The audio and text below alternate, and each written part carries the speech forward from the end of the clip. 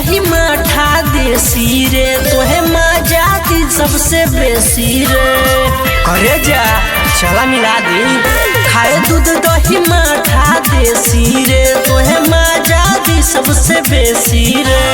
नदी बना दी चीर के हवे जवन नाला बलमा बिहार वाला से परी जब पाला बलमा बिहार वाला से परी जब पाला।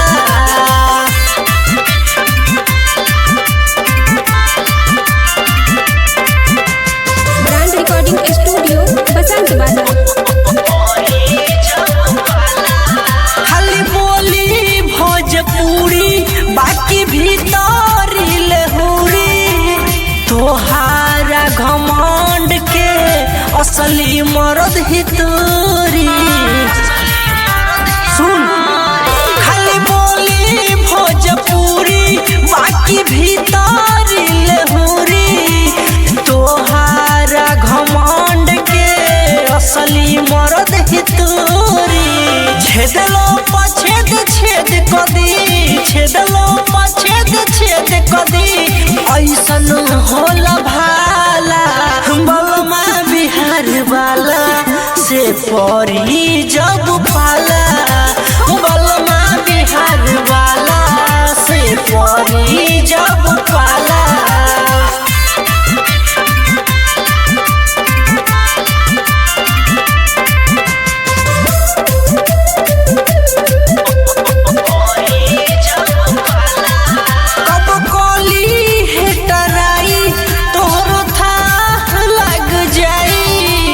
तोहारा जवानी के कदी मटर फराई सुन रे कब कोली है टराई तोहरो थाहे लग जाई।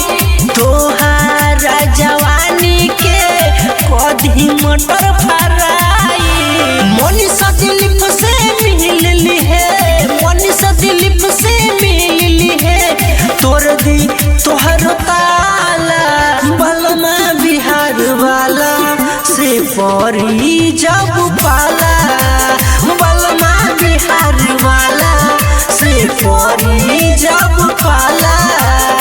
Brand recording studio